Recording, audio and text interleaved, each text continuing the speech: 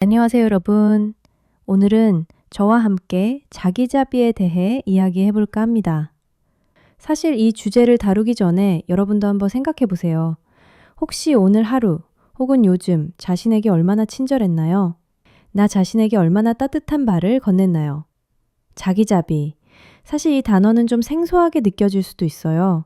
우리는 보통 자기 자신에게 너무 관대하게 굴면 안 된다고 배워왔기 때문에 자기 자비는 종종 자기에게 너무 느슨해지는 것이라고 오해되기도 해요.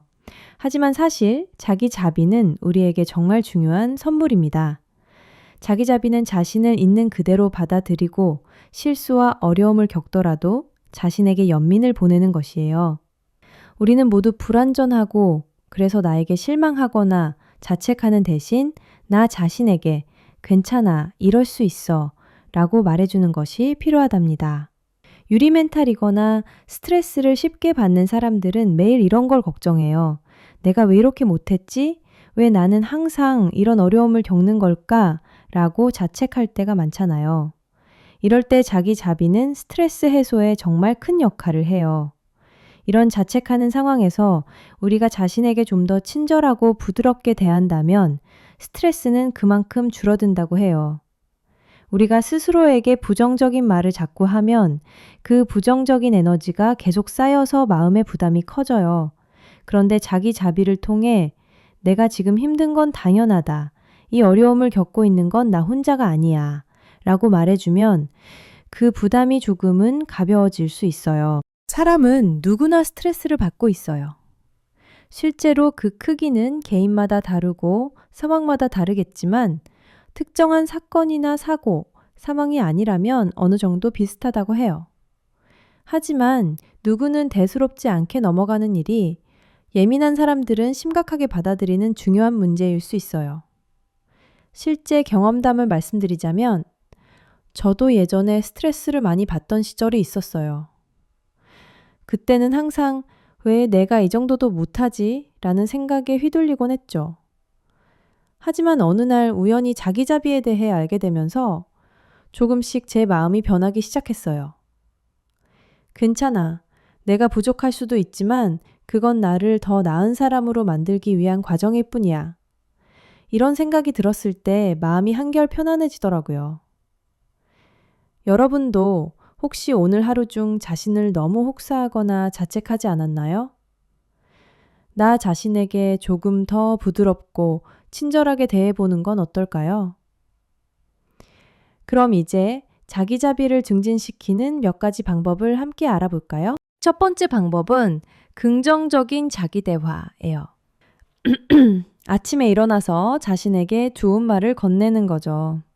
오늘도 잘 해낼 수 있어. 어떤 일이 생겨도 괜찮아. 같은 작은 말들이 큰 차이를 만든답니다. 두 번째는 감사일기 쓰기예요. 매일 자신에게 감사한 점을 적어보세요. 오늘 나에게 미소를 지어준 사람, 오늘 잠깐이라도 여유를 즐길 수 있었던 순간, 이런 작은 감사가 쌓여가면 나에 대한 긍정적인 감정이 커져요. 세 번째는 실수에 대해 관대해지기입니다. 우리는 모두 실수할 수 있어요. 중요한 건 그 실수를 인정하고 그것이 나의 성장에 중요한 역할을 한다는 점이에요.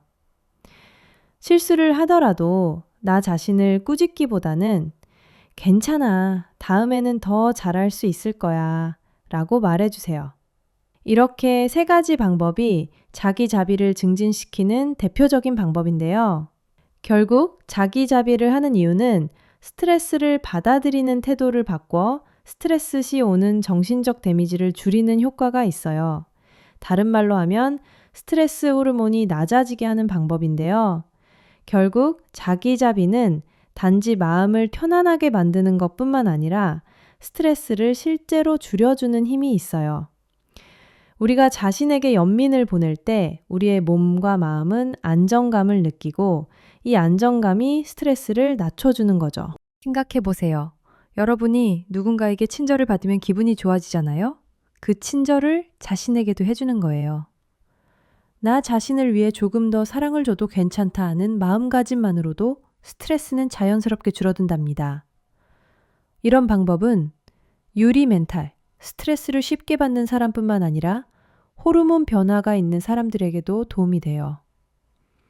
갱년기, 결혼 준비 등 불안감, 불면증, 열감, 우울감이 심해질 수 있는 시기에 자기자비를 실천하는 것만으로도 많은 도움이 될 수 있어요.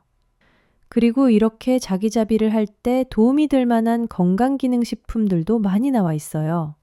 예를 들어 갱년기 증상을 완화한다거나 유리 멘탈이라 본인이 너무 초라해지거나 스트레스를 많이 받아 불안, 불면증, 초기 증상이 생기신 분들에게 도움을 줄 수 있는 건강기능식품이 궁금하시면 고정 댓글을 통해 더 많은 정보를 확인할 수 있으니 꼭 참고해 주세요. 지금 그 많은 분들이 스트레스나 불안 또는 불면증 때문에 고생하고 계시고 그만큼 많은 분들이 자기자비를 실천하기 위해 노력하고 있어요.